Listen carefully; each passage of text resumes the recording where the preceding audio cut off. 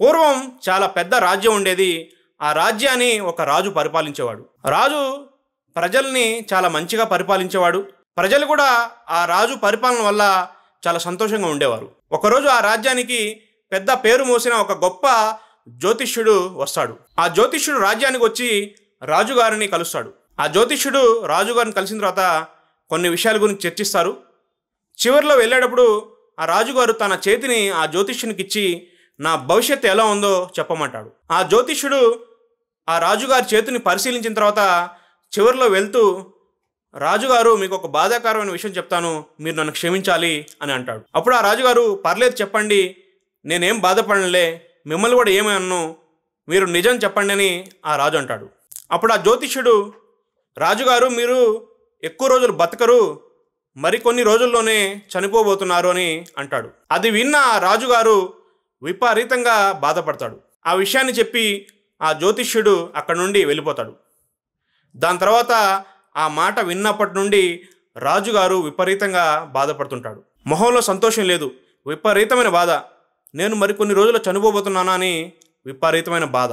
ఆ రాజుగారికి రాత్రి పడుకుంటే నిద్ర పట్టడం లేదు, మొహంలో సంతోషం లేదు, విపరీతమైన బాధ. నేను మరికొద్ది రోజులు చనిపోబోతున్నానా అని ఆలోచించుకుంటూ, నేను చనిపోతే ఈ రాజ్యం ఎలా, ఈ ప్రజల్ని ఎవరు చూసుకుంటారని లోపల బాధపడేవాడు. ప్రతిరోజు రాజుగారు బాధపడడం తన రాజ్యంలో ఉన్న ఒక మంత్రి గమనిస్తాడు. ఏమిటి, కొన్ని రోజుల నుంచి రాజుగారు సంతోషంగా లేరు, మొహంలో అంతా బాధగా అనిపిస్తుంది, ఏదో ఎక్కువగా ఆలోచిస్తున్నారని ఒకసారి మంత్రి వెళ్ళి రాజును కలుస్తాడు. మంత్రి రాజు వద్దకు వెళ్ళి, రాజుగారు గత కొన్ని రోజులుగా మిమ్మల్ని గమనిస్తున్నాను, మీ మొహంలో సంతోషం లేదు, ఏదో విషయం గురించి చాలా ఎక్కువగా ఆలోచిస్తున్నారు, ఆ విషయాన్ని నేను తెలుసుకోవచ్చా అని అడుగుతాడు. అప్పుడు రాజుగారు చెప్తారు, గత కొన్ని రోజుల క్రితం మన రాజ్యానికి ఒక జ్యోతిష్కుడు వచ్చాడు. ఆ జ్యోతిష్కుడిని నా భవిష్యత్తు ఎలా ఉందో అని నా చేయి చూపించాను. ఆ జ్యోతిష్యుడు వెళ్తూ వెళ్తూ నాకు ఒక విషయాన్ని తెలియజేశాడు. ఆ జ్యోతిష్యుడు తెలియజేసిన విషయం ఏంటంటే, నేను ఎక్కువ రోజులు బతకను, కొన్ని రోజుల్లోనే చనిపోబోతున్నానని ఆ జ్యోతిష్యుడు చెప్తాడు. ఆ విషయం విన్నప్పటి నుండి నాకు సంతోషం లేదు, విపరీతమైన బాధ, ఈ రాజ్యం ఏమైపోతుంది, ఈ ప్రజలు ఏమైపోతారని నేను ఎక్కువగా ఆలోచిస్తున్నానని మంత్రితో రాజు అంటాడు. అప్పుడు ఆ మంత్రి ఆ జ్యోతిష్కుడిని రాజ్యానికి పిలిపిస్తాడు. ఆ జ్యోతిష్కుడిని పిలిపించి రాజువారి వద్ద నిలబెట్టి, నువ్వు ఎన్ని సంవత్సరాలు బతుకుతావో చెప్పు అంటాడు. అప్పుడు ఆ జ్యోతిష్కుడు ఆలోచించుకొని, నేను మరొక 20 సంవత్సరాల వరకు బతుకుతాను అని అంటాడు. అప్పుడు వెంటనే ఆ మంత్రి కత్తి తీసి ఆ జ్యోతిష్కుని యొక్క మెడని నరికేస్తాడు. ఆ జ్యోతిష్యుడు చనిపోతాడు.